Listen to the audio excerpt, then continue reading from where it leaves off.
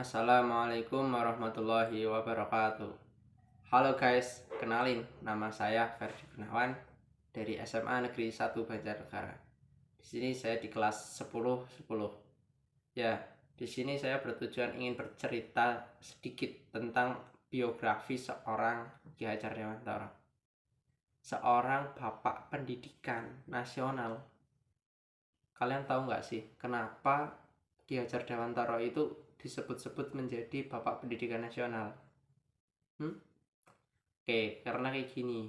Jadi beliau merupakan perintis pendidikan yang sangat berpengaruh di kawasan Indonesia sendiri. Beliau yang akhirnya bisa membuat Indonesia itu banyak orang terpendidik karena beliau. Beliau lahir pada tanggal 2 Mei 1889 di Yogyakarta, tepatnya di Paku Alaman. Dan beliau merupakan cucu dari Paku Alam III dan merupakan anak dari pasangan suami istri, yaitu Pangeran Suryaningrat dan juga Raden Ayu Sadiah. Dan si Ki Hajar Dewantara itu merupakan keturunan dari keluarga bangsawan Puro Paku Alaman. Nah, karena itu nama asli dari Ki Hajar Dewantara adalah Raden Mas Suwardi Suryaningrat. Karena itulah ya, karena beliau merupakan keturunan bangsa pribumi kebangsaan bangsawan ya, merupakan pribumi bangsawan. Jadinya beliau di depan namanya ada kata Raden Mas gitu. Menjadi keluarga bangsawan menjadikan beliau tercukupi pendidikannya. Ya, karena beliau merupakan keturunan dari bangsawan, beliau mendapatkan pendidikan yang sesuai dan layak. Terus beliau pertama kali sekolah di Els, yaitu sekolah dasar Eropa Belanda. Terus beliau yang kedua sekolah di Stovia, yaitu sekolah kedokteran Bumi Putra. Namun di situ beliau tidak sampai lulus dikarenakan beliau sakit dan sampai tidak bersekolah lagi. Dan juga di Stovia beliau merupakan anggota organisasi Bumi Putra yang aktif. Ya, beliau berorganisasi Bumi Putra dan beliau sangat aktif. Dan beliau juga bekerja sebagai penulis surat kabar serta wartawan. Sampai beliau juga pernah menulis di surat kabar seperti Medan Java, terus ada Kaum Muda, terus ada Express. Beliau juga terkenal dengan tulisannya ya.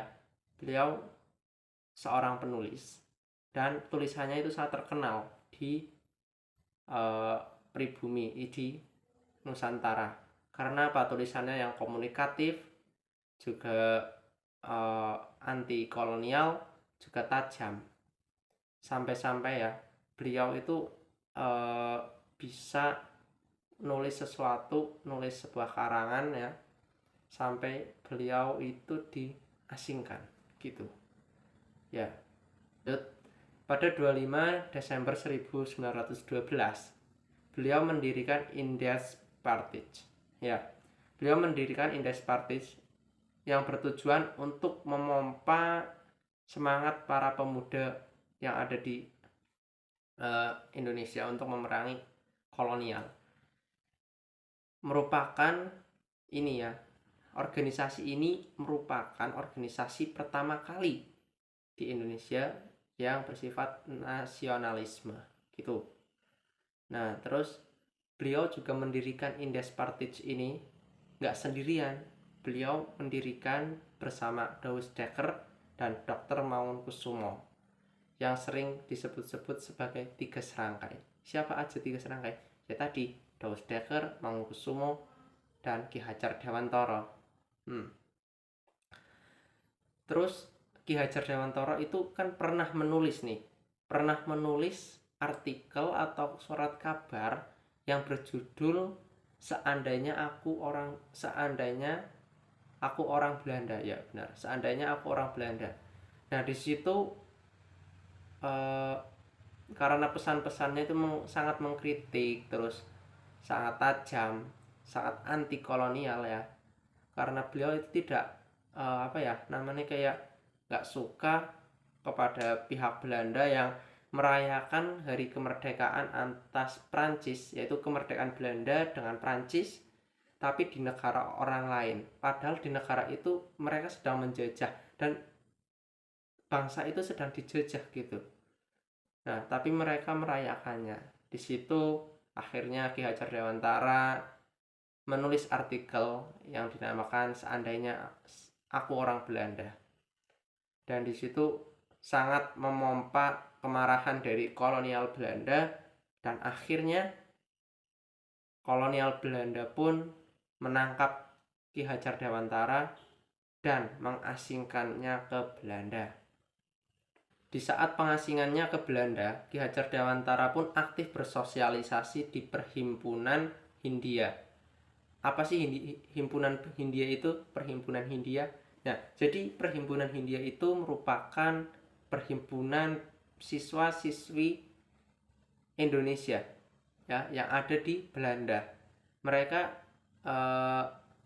aktif dalam organisasi sekolah anak-anak yang ada di Belanda tersebut. Dan di saat pengasingannya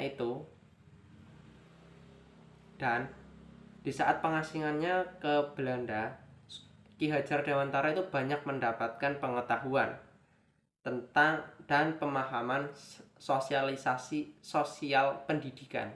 Pada tanggal 3 Juli 1922, beliau menciptakan sebuah sekolah yang ada di Indonesia, yaitu sekolah Taman Siswa. Beliau menciptakan itu sebagai pembukaan pendidikan yang ada di Indonesia. Beliau membuka sektor pendidikan bagi orang-orang yang belum mampu membayar sekolah-sekolah yang diciptakan oleh kolonial Hindia Belanda. Akhirnya beliau menciptakan sebuah taman siswa agar para rakyat yang tidak bisa membayar sekolah bisa bersekolah di situ, mendapatkan pendidikan dan bisa menjadi rakyat yang terpendidik. Itu sangat membantu bagi rakyat Indonesia pada zaman tersebut. Kemudian pada saat itu usia Ki Hajar Dewantara genap 40 tahun. Dan pada saat itu juga Ki Hajar Dewantara mengganti namanya yang dulunya Suwardi Suryaningrat menjadi Ki Hajar Dewantara. Mengapa mengganti? Karena Ki Hajar Dewantara itu ingin lebih dekat, ingin lebih bisa melihat secara langsung rakyat Indonesia. Beliau melepas gelar kerajaannya, mengganti nama menjadi Ki Hajar Dewantara agar bisa lebih dekat dengan rakyatnya. Pada kabinet pertama Republik Indonesia, Ki Hajar Dewantara diangkat menjadi Menteri Pendidikan Nasional Indonesia, menjadi Menteri Pendidik, Pengajar, dan Kebudayaan yang pertama kalinya di Indonesia. Namun pada tahun 1957 kita turut berduka cita karena kita kehilangan seorang bapak pendidikan Indonesia, seorang yang sangat boleh dikatakan sebagai perintis, boleh dikatakan juga sebagai pelopor pendidikan yang ada di Indonesia. Entah bagaimana kalau tidak ada beliau, pendidikan yang ada di Indonesia. Kita harus bersyukur karena beliau lahir di Indonesia, di tanah ini, dan beliau bisa menyebarkan pendidikan agar rakyat Indonesia menjadi rakyat yang terpendidik. Atas jasa-jasa beliau, beliau ya, atas jasa-jasa beliau merintis pendidikan di Indonesia, beliau diberi gelar sebagai Bapak Pendidikan Nasional. Nah, itu kenapa Ki Hajar Dewantara itu dikasih gelar Bapak Pendidikan Nasional, karena beliau merintis dari nol ya. Dulu dari Indonesia yang nggak ada sama sekali pendidikan, sampai sekarang Indonesia sudah sangat besar pendidikannya ya, boleh dikatakan seperti itu berkat beliau, semua itu berkat beliau. Nah, tanggal kelahirannya pun sekarang sudah dijadikan Hari Pendidikan Nasional. Tak lupa juga Ki Hajar Dewantara ini memiliki beberapa kata ataupun semboyan ya. Yang pertama seperti ing ngarsa sung tulodo, ing madya mangunkarsa, tutwuri handayani. Dan ini sebagai pegangan kita semua. Yang artinya apa? Ing ngarsa sung tulodo, di depan memberikan contoh, dan yang kedua ing madya mangunkarsa, di tengah-tengah memberikan semangat. Terus tutwuri handayani, di belakang memberikan dorongan. Itu dijadikan sebuah kata-kata untuk seseorang pendidik, karena di depan kita memberikan contoh dan di tengah-tengahnya kita memberikan semangat motivasi kepada para pelajar. Dan yang terakhir adalah tutwuri handayani. Kenapa? Di belakang memberi dorongan. Semua pendidik ya, itu pasti di belakang terus mendorong agar pelajar bisa lebih maju terus. Seperti kurikulum saat ini, yaitu kurikulum merdeka. Kenapa saya katakan seperti itu? Kurikulum merdeka merupakan kurikulum yang mengambil dikatakan mengambil sebuah pelajaran dari Ki Hajar Dewantara. Ki Hajar Dewantara mengajarkan kita tidak hanya untuk belajar, tetapi mengenal budaya-budaya yang ada di Indonesia. Nah, kurikulum merdeka ini juga bisa disangkut pautkan dengan pendidikan yang diajarkan oleh Ki Hajar Dewantara. Apa? Ing ngarsa sung tulodo.